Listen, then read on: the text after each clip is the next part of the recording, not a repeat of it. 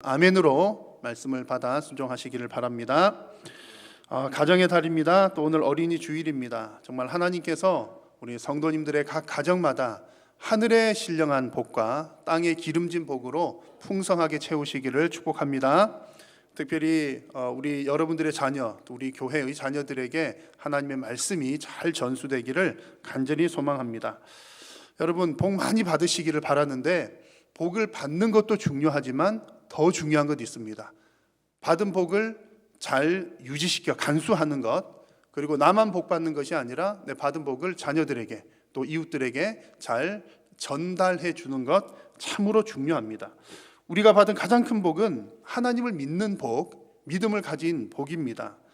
그런데 우리가 받은 믿음의 복을 간수하는 것도 쉽지는 않고요. 또 그것을 전달하는 것은 사실은 더 어려운 일이기도 합니다. 그런 역사적인 증거랄까 할까요? 예들이 참 많은데 유럽 교회, 특히 영국 교회의 이야기를 잠시 하나 전해드리려고 합니다. 제가 길게 설명하기 전에 어느 목사님이 찍은 짧은 영상이 하나 있는데 잠깐 한번 보여드리겠습니다. 40년 전 토마스 선교사가 파송을 받았던 이 교회는 문을 닫은 지 이미 오래입니다. 사람의 발길은 끊기고 잡초만 무성히 자리하고 있습니다.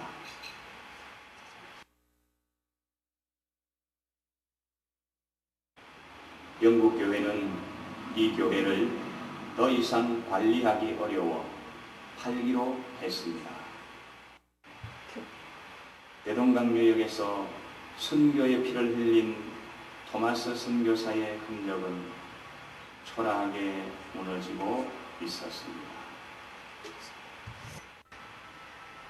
반세기 넘게 이 교회를 지켜온 낸시 여사, 그녀는 교회의 지붕이 내려앉지 않을까 오늘도 주변을 서성입니다. 여러분, 좀 안타까운 이야기죠. 여러분, 토마스 선교사님 얘기 아마 한번 다 들어보셨을 겁니다. 한국에 온신 선교사님 중에 최초의 순교자 이렇게 알려져 있고요. 성경을 나누어 주시고 사실은 정말 하나의 미랄처럼 많은 활동하지 못했지만 그 미랄이 죽어서 많은 열매를 맺게 된 참 귀한 선교사님입니다. 이 토마스 선교사님을 파송한 교회가 금방 화면에 나온 이 하노버 교회입니다. 정말 수백 년 된 교회이고 정말 수많은 영혼들을 살리는 그 선교사를 파송하고 귀한 일을 했던 그런 교회인데 2000년대에 접어들면서 이제 사역자가 목회자가 없어서 공석으로 쭉 이렇게 이어지게 되었다고 그러고요. 목회자가 없는 이유는 성도님들이 없으니까 그렇죠. 성도님들이 없으니까 목회자를 청빙할 수가 없게 되었고, 또 목회자가 청빙할 수 없으면 교회는 또 문을 닫게 되고 그런 상황인 겁니다. 그래서 2000년 되면서 목회자 청빙할 수 없어서 성도님들끼리 한 10여 명 정도 어르신들이죠. 이렇게 겨우겨우 그냥 본인들끼리 예배를 하다가 결국에는 이것마저도 안 되고 관리도 안 되기도 하고, 그래서 문을 닫고 이 건물을 팔아야 되겠다라고 하는 그런 결정이 내려지는 그 시점에 이 영상입니다. 어느 목사님이 찍어오신 겁니다. 이 모습 보면 결국에는 사람이 없으면 건물도 소용이 없다는 것을 분명하게 보여주는 이야기입니다. 사람이 없으면 건물도 소용이 없습니다. 이런 소식이 전해진 이후에 다행스럽게도 2014년에 이 하노버 교회에 한 목사님이 파송을 받게 되는데 한국인 목사님이 가게 되었다고 합니다. 영국 개혁교단에 속한 한국인 목사님이 파송을 받아서, 물론 그 교회로부터 사례는 받지 못하죠. 받지 못하는데 이제 선교적인 마인드를 가지고 가셔서 사역을 하셔서 이제 어느 정도 활기를 되찾고, 또 수십 명이 모여서 큰 예배당은 아니기 때문에 모여서 예배하고 또 많은 이들이 방문하기도 한다고 합니다. 자, 결국에는 사람의 문제인 거죠. 예배하는 사람 한 사람이 있느냐, 또 사역자 한 사람이 있느냐, 그 한 사람으로 인해서 교회도 살고 민족도 사는 그런 역사들이 일어나는 것입니다. 건물도 역시 복음을 위해서는 중요한 도구가 됩니다. 그렇지만 사람을 세우는 일에 우선순위를 세워야 하는 것이 아주 분명합니다. 이 영국의 이 하노버 교회뿐만 아니라 이 하노버 교회는 그 다음에 다행히 문 닫는 위기를 넘기게 되었지만 그 수많은 교회들이 운영을 할 수가 없고 사람이 없어서, 특히나 시내에 있는 교회들은 예배당을 크게 짓고 또 이렇게 잘 지어졌기 때문에 그런 많은 예배당들이 술집으로 팔려 나가기도 하고 실제로 술집으로 팔리기도 하고 또 춤추는 디스코장으로 팔리기도 하고 더 안타까운 것은 이슬람 사원으로 팔려 나가기도 하는 등 그런 일들이 아주 많이 있다고 합니다. 영국 교회가 전 세계에 선교사를 파송했던 교회인데 그렇게 귀한 사역했던 영국 교회가 어떻게 하다가 이렇게 되었을까? 영국에 있는 신학자들이 평가를 하고 판단한 내용은 이렇습니다. 어쩌다가 우리 영국 교회가 이렇게 되었을까? 그래서 그들이 판단하는 내용은 성경의 권위가 상실되었기 때문이다. 하나님의 말씀의 권위가 떨어졌기 때문이다. 이렇게 평가를 합니다. 성경을 충분히 잘 가르치지 않았고 또 성경을 배우지 않았으며 성경을 읽지도 않았고 혹 말씀을 듣거나 배운다 하더라도 내가 듣고 싶은 말만 들었기 때문에 성경의 권위를 인정할 수가 없었던 것입니다. 여러분, 하나님을 잘 믿는 것이 가장 큰 복인데 하나님을 잘 믿게 하려면 건물을 남겨준다고 하나님 잘 믿어지는 것이 아니라 성경의 권위를, 그 성경의 유산을 잘 전수를 해 주어야 믿음이 잘 전달이 됩니다.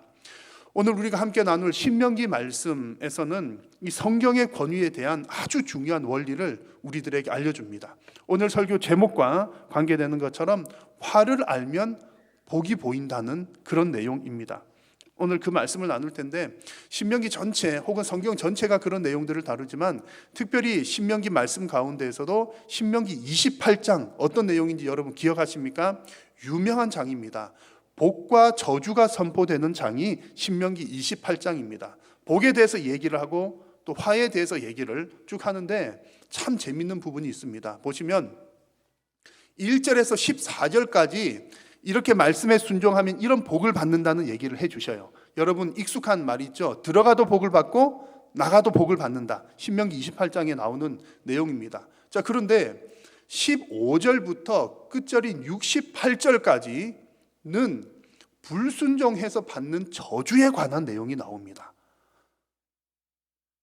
복과 저주를 언급하는데 대충 절수로만 봐도 복에 대한 내용보다 저주에 대한 내용이 3배 이상이 많다는 얘기죠. 자, 오늘 나눌 말씀인 신명기 32장, 오늘 다 읽지는 않았지만 신명기 32장 전체를 오늘 설교를 할 것인데 이 32장은 가나안 땅에 들어가기 전에 그곳에서 살아가게 될 그 다음 세대를 위해서 노래를 지어서 가르쳐주는 그런 내용입니다. 모세의 마지막 설교 중에 한 부분입니다. 자, 자녀들에게 노래를 지어서 뭔가를 가르쳐 줄 때 노래 그러면 여러분 어떤 생각이 듭니까? 노래 그러면 밝고 희망찬 것, 그런 것이 먼저 떠오르실 텐데 오늘 이 모세의 노래, 모세가 가르쳐 준 이 노래는 밝고 희망찬 노래가 아니라 재앙의 내용을 담고 있는 노래입니다. 신명기 28장, 오늘 32장, 또 그 외 여러 성경들을 보면 너무나 분명한 사실은 하나님께서는 우리 성도들에게 복에 대해서도 말씀을 하시지만 자주 말씀하시는 것이 어떻게 보면 더 많이 말씀하시는 것이 저주 혹은 화에 관한 말씀을 분명하게 말씀을 하고 계시는 겁니다. 그렇다면 하나님께서 그렇게 저주에 관한 얘기를 하실 때는 이유가 있으실 텐데 우리가 하나님의 말씀을 권위 있게 받으려면 하나님께서 강조해서 말씀하시는 것을 그대로 다 들어야 된다는 얘기입니다. 듣고 싶은 것만 듣는 것이 아니라 하나님께서 강조하시는 것을 그대로 다 들어야 되고 또 그대로 다 전수를 해 주어야 한다는 얘기죠. 그렇게 해야 결국에 하나님께서 주시는 참된 복을 받을 수가 있기 때문입니다. 자, 오늘 신명기 32장 말씀을 나눌 텐데 오늘 이 말씀을 통해서 여러분 화를 알고 복을 받는, 그렇다고 화에 대한 얘기만 하는 것 아닙니다. 결국에는 하나님께서 복을 주시려고 하는데 이 화, 재앙, 진노를 통해서 복을 주시려는 그 하나님의 마음을 오늘 발견하는 시간 되시기를 바랍니다. 자, 신명기 32장은 모세의 노래라고 했습니다. 하나님께서 이 재앙이 담긴 메시지를 노래를 통해서 이렇게 가르치게 하신 겁니다. 하나님께서 모세에게 명령하신 내용이죠. 그런 내용들이 오늘 읽은 그 본문 앞부분에 재앙의 메시지가 길게 나왔다가 오늘 읽은 말씀에서 47절에서 이런 말씀을 합니다. 이는 너희에게 헛된 일이 아니라 너희의 생명이니 이 일로 말미암아 너희가 요단을 건너가 차지할 그 땅에서 너희의 날이 장구하리라. 이런 말씀합니다. 앞에 쭉 나온 내용들입니다. 하나님의 말씀에 순종할 때 받는 복, 그것을 기억하고 하나님 말씀에 불순종할 때 받는 저주, 그것을 기억하면서 하나님의 말씀에 순종하는 것이 새로운 땅에서 우리의 자녀들이 생명을 유지하고 그뿐만 아니라 장구한 복, 장수하는 복, 큰 복을 받는 비결이다. 그런 말씀입니다. 자, 여러분, 지금 이 말씀을 주시는 타이밍에 주목을 해 보십시오. 지금 이 말씀, 저주의 노래, 재앙이 담긴 노래를 가르치는 이 타이밍은 이스라엘 백성들이 약속의 땅, 가나안 땅에 들어가기 직전입니다. 요단을 건너기 직전이고요. 이제 새로운 시대, 새로운 세대가 시작되기 직전입니다. 모세 개인으로서는요, 자신의 인생을 마감하는 순간, 이제 인생을 마감하는 이제 죽기 직전에 이제 마지막으로 설교하는 그런 내용입니다. 자, 여러분, 사람이 인생을 마무리할 때 마지막으로 어떤 얘기할 때 어떤 이야기를 하겠습니까? 가장 중요한 얘기를 하겠지요. 지금 이 타이밍이 아주 중요한 타이밍이라는 얘기입니다. 새롭게 펼쳐질 새 시대 가운데 새로운 세대에게 가장 중요한 것을 전해주는 타이밍이 바로 오늘 읽은 이 말씀입니다. 지금 하나님께서 이 모세를 통해 다음 세대에게 가장 중요한 타이밍에게 전해주는 이 강조하는 내용이 무엇입니까? 이제 곧 가나안 땅에 들어가면 새로운 곳에서 살아야 되니까 이제 가나안 땅의 새로운 곳에서 정착하려면 돈도 필요하겠죠. 그래서 그들에게 돈을 줍니까? 그런 것 아닙니다. 가나안 땅에 정복하기 위해서는 이제 가서 정복 전쟁을 벌여야 되는데 정보도 필요하고 무기도 필요할 텐데 지금 무기를 줍니까? 그런 것 아닙니다. 가서 또 농사를 지어야 될 텐데 농사 잘 짓는 법, 농기구 그런 것들을 가르쳐 줍니까? 그것도 아닙니다. 지금 하나님께서 다음 세대를 위해서 물려주시는 가장 중요한 타이밍에 가장 중요한 유산은 재앙과 심판의 말씀이었습니다. 좀 어울리지 않게 보이지만 그것이 성경이 기록하고 있는 바 내용입니다. 너희들이 그곳에 가서 약속의 땅 그곳에 가서 이렇게 저렇게 살다가는 큰일 나. 그런 내용을 말씀을 해 주시는 겁니다. 물론 여러분 가나안 땅에 대한 정보도 필요하고요.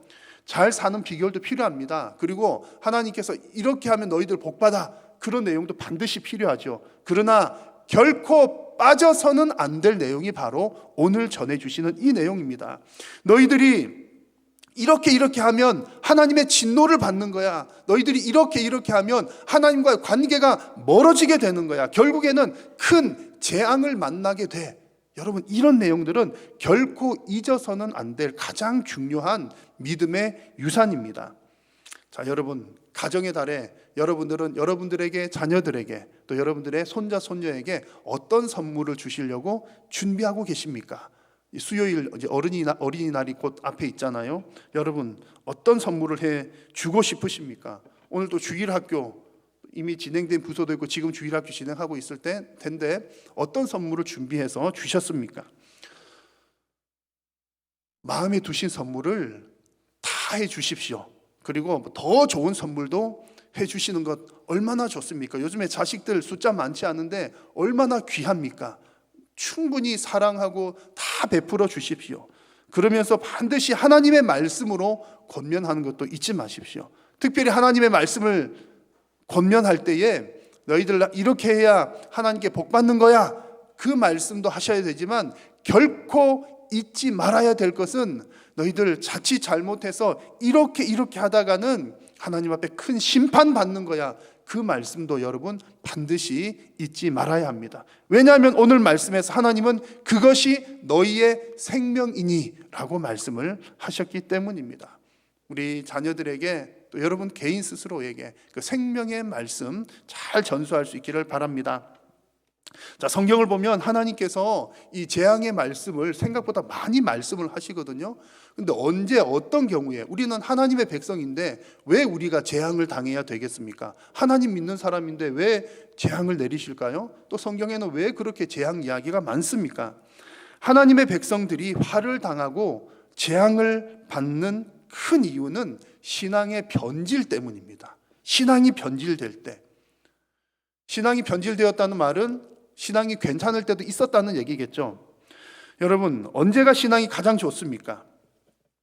신앙이 좋다는 말은 뭐 신앙이 어떻게 좋은지 표가 잘 안 나니까 좀 말씀드리기가 쉽지는 않지만, 신앙이 좋다는 것은 하나님만 의지한다, 또 하나님께 간절히 매달린다, 이제 그런 모습 정도면 하나님께서 너 괜찮아, 좋아, 이렇게 말씀을 하실 겁니다. 그래서 신앙 좋은 것을 하나님만 의지한다라고 표현할 때에 여러분 언제가 가장 신앙이 좋으셨습니까?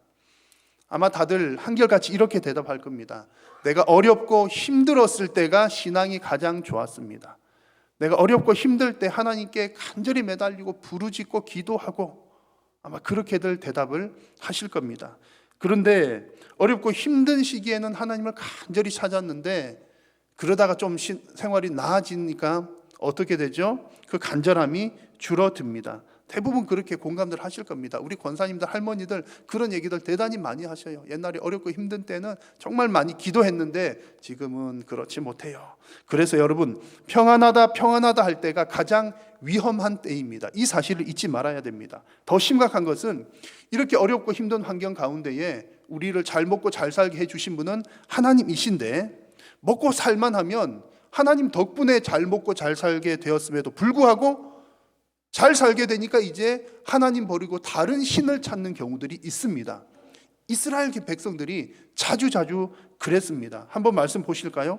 그런데 여수르니 기름짐에 발로 찼도다. 내가 살찌고 비대하고 윤택함에 자기를 지으신 하나님을 버리고 다른 신으로 그의 질투를 일으키며 그의 진노를 격발하였도다.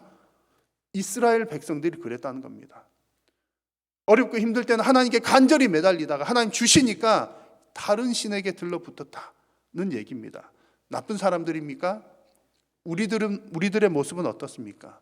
사실 우리들도 이런 경우들이 얼마나 많은지 모릅니다. 여러분, 돈이 없어가지고 하나님 이거 필요한데, 꼭 필요할 때 돈 없으면 얼마나 여러분 힘듭니까? 그래서 돈이 올 때 꼭 필요할 때 하나님 돈 좀 주세요, 돈 좀 주세요 기도했더니 하나님께서 주셨습니다. 그런데 그 다음 문제죠. 하나님께서 돈을 주셨더니 하나님보다 돈을 더 사랑하게 되는 경우들 얼마나 많습니까? 직장 없어가지고 하나님 먹고 살아야 되니까 직장 좀 주세요, 직장 좀 주세요 간절히 울며 불며 기도했더니 하나님께서 직장을 주셨습니다. 그런데 직장을 갖고 나니 하나님 의지하는 것보다 직장을 더 의지하게 되었습니다. 이 직장 아니면 나는 못 먹고 못 살아. 그전에는 하나님 아니면 나 살 길이 없어요 그러셨던 사람들이 이 직장 아니면 살 길이 없어, 이렇게 바뀝니다. 나에게 부족한 것이 있을 때는 간절함이 너무 크지요. 간절하게 구했는데 하나님께서 주시니까 그 간절하게 구했던 그것이 나에게 우상이 되는 경우가 너무나 많습니다. 그것이 바로 하나님께서 우리에게 경고하시는 신앙의 변질입니다.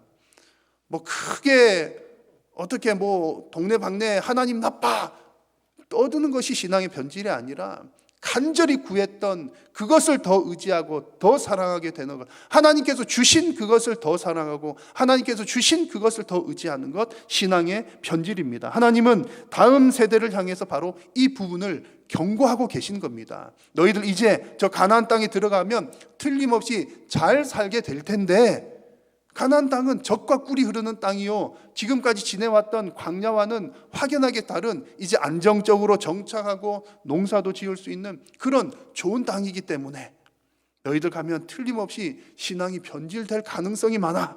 그래서 하나님께서 그들의 신앙의 변질을 막고자 재앙의 말씀, 진노의 말씀, 그런 메시지들을 남겨주시는 겁니다. 그래서 이제 미리 말씀을 해주시는 거죠. 너희들의 신앙이 변질되면 이런 재앙이 오는 거야. 그러면서 주시는 말씀이 20절입니다. 같이 한번 읽겠습니다. 그가 말씀하시기를 내가 내 얼굴을 그들에게 숨겨 그들의 종말이 어떠함을 보리니 그들은 심히 패역한 세대요 진실이 없는 자녀이미로다. 아멘. 내 얼굴을 그들에게서 숨기겠다, 하나님 말씀을 하십니다. 여러분, 하나님께서 얼굴을 우리를 향해서 드시는 것, 우리를 향해 비추시는 것, 그것이 얼마나 큰 복인지 모릅니다. 반대로 하나님께서 우리로부터 얼굴을 돌리신다는 것, 얼마나 무서운 일인지 몰라요. 주일 예배 때마다 강복선언 하잖아요. 축도하지 않습니까?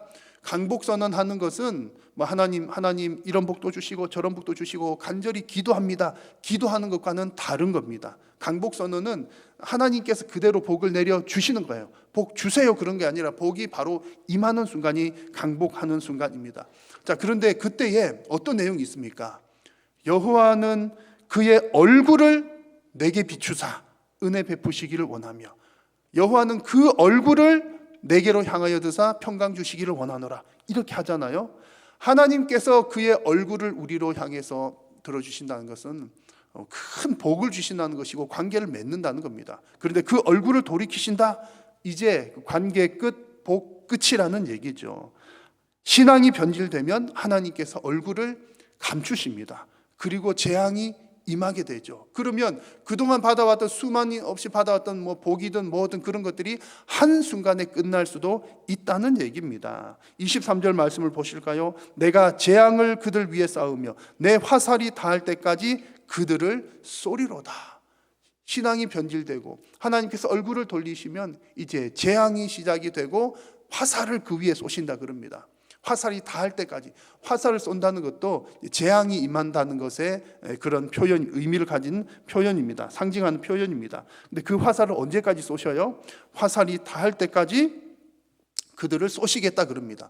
화살이 닿을 때까지 쏜다는 표현은 하나님의 그 화살을 쏘는 목적이 다 이루어질 때까지 쏘시겠다는 겁니다. 하나님께서 징계하시는 목적이 뭐죠? 이거 분명히 아셔야 되는데 하나님께서 하나님의 백성들에게도 징계를 하시는데 징계하시는 그 목적은 회개하고 돌아오라고 하시는 겁니다. 너 죽으라고 하시는 것이 아니라 빨리 돌아와 그렇게 하시는 거예요. 근데 언제까지요? 돌아오실 때까지 하나님께서 화살을 쏘신다는 겁니다.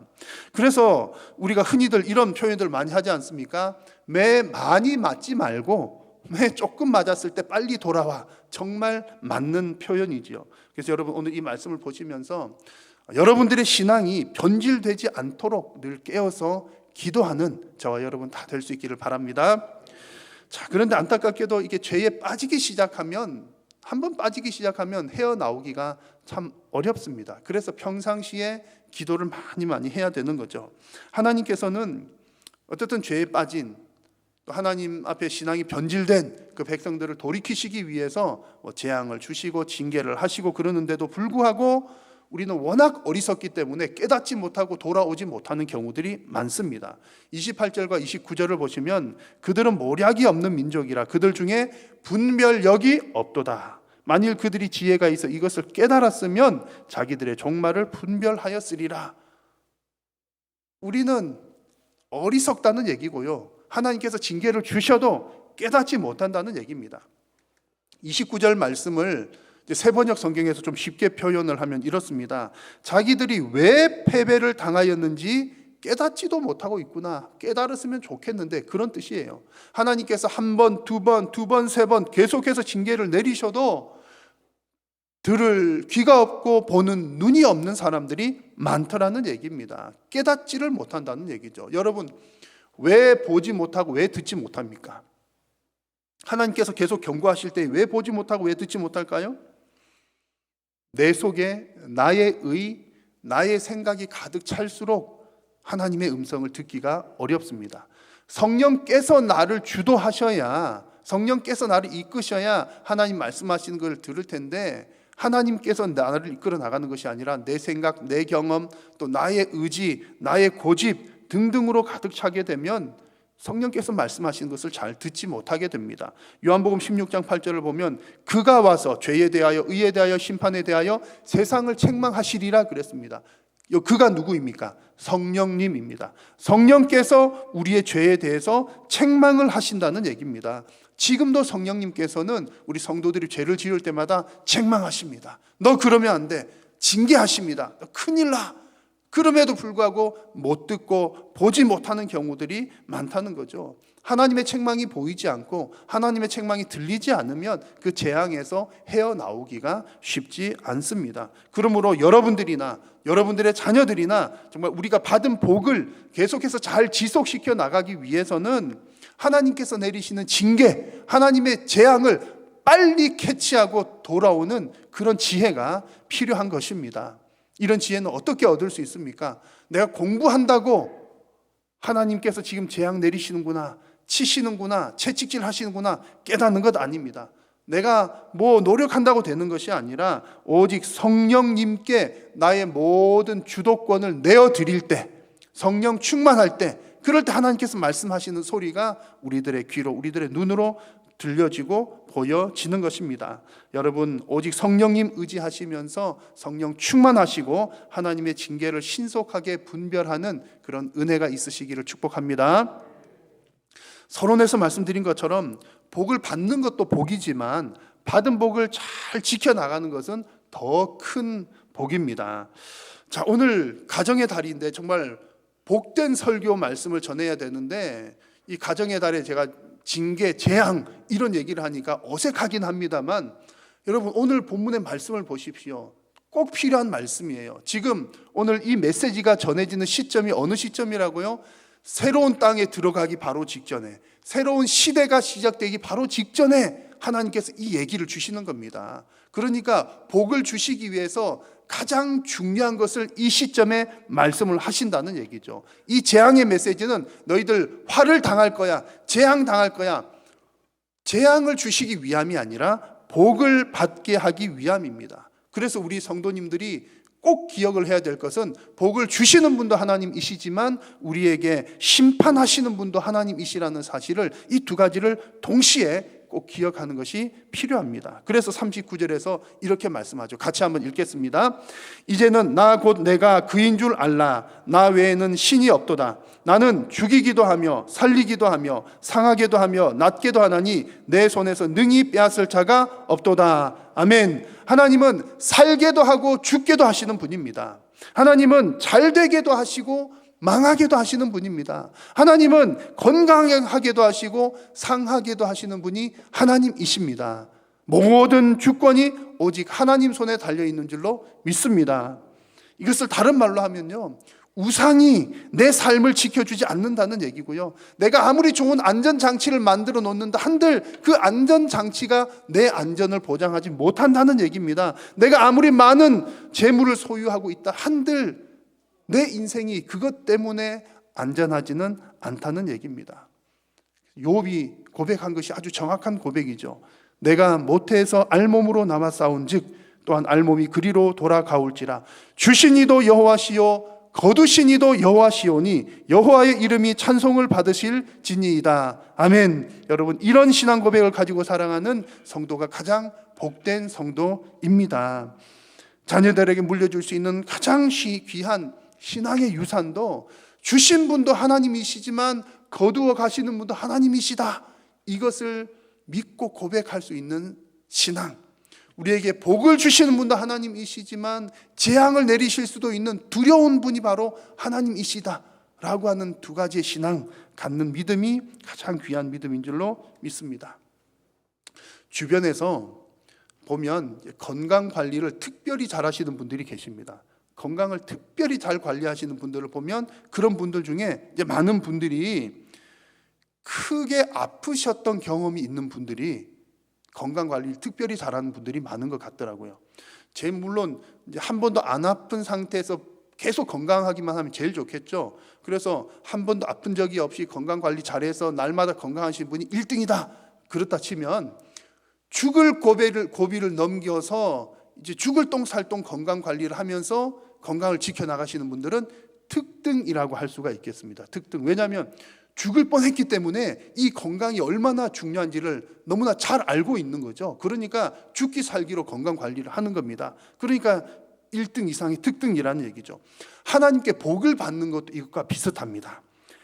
주시는 하나님을 경험하는 것, 하나님께로부터 복을 많이 받는 것을 경험하는 분들이 1등이라면 거두시는 하나님을 경험한 사람, 하나님의 징계의 채찍을 맞아서 그 하나님 앞에 재앙이 있다는 것을 경험한 사람, 그렇게 해서 그 하나님을 경험한 사람은 특등이라고 할 수 있습니다. 왜냐하면 하나님 두려운 줄을 깨달았기 때문입니다. 우리 하나님 좋은 분이셔, 이것 아는 것도 중요하지만 이것 한 가지 아는 것보다 하나님은 너무 사랑이 많으시지만 또 한편으로 너무나 무서운 분이야 라는 것을 깨닫는 것이 특등입니다. 하나님은 우리 성도들이 계속해서 복을 받게 하시기 위해서 이 사실을 깨닫기를 원하고 계십니다. 그래서 하나님은 모든 하나님의 말씀을 우리 마음속에 담아두기를 원하시는 거예요. 복에 대한 말씀뿐만이 아니라 재앙에 대한 말씀까지도 새기고 자녀들에게 가르치기를 원하십니다. 그래서 46절 말씀에 그들에게 이르되 내가 오늘 너희에게 증언한 모든 말을 너희의 마음에 두고 너희의 자녀에게 명령하여 이 율법의 모든 말씀을 지켜 행하게 하라, 이렇게 말씀을 하셨습니다. 여러분의 10년 가운데 이 말씀을 새기시기를 바라고, 또 이 말씀, 특별히 모든 말씀이지만 특별히 재앙의 말씀도 우리 자녀들에게 꼭 전수하는 여러분들이 다 되시기를 바랍니다. 오늘 이 말씀을 들으시면서 여러분 오해는 없으시기 바랍니다. 오늘 주일날 말씀 받았으니까 오늘 애 집에 가셔가지고 얘야 앉아봐, 그래가지고 이제 재앙의 메시지만 막, 어린이날인데 선물은 안 주고 너 그러다가 하나님께 벌 받는 거야, 그렇게 하자는 말씀 아닌 거 잘 아시죠? 사랑으로 충분히 사랑을 베풀어주고 선물도 해주시고 다 좋은 것도 하시되, 하나님 두려운 것을 나도 경험하고, 너가 하나님 이렇게 좋은 분이지만 우리가 신앙생활 잘못했을 때 신앙이 변질되고 하나님 의지하지 않으면 이런 어려움이 있는 거야, 그 잘 가르쳐 주는 것이 필요하다는 말씀입니다. 그렇게 해야 유럽의 교회들처럼 건물은 남아 있는데 사람이 없는 그런 모습이 되지 않을 줄로 확신을 합니다. 우리 한일교회와 오늘 예배하는 여러분들의 모든 가정이 여호와를 경외하는 그 신앙으로 대대손손 복 받으시기를 축원합니다. 기도하겠습니다. 살아계신 하나님, 오늘도 우리의 예배를 받으심을 감사하고 오늘 말씀하여 주시니 감사합니다. 사랑하는 우리 모든 성도님들이 하나님께서 우리에게 복 주시는 것과 또한 우리의 신앙이 변질될 때에 징계하신다는 사실을 다 경험하고 또한 기억하면서 여호와 경외하는 신앙으로 살게 하여 주옵소서. 예수님의 이름으로 기도드립니다. 아멘.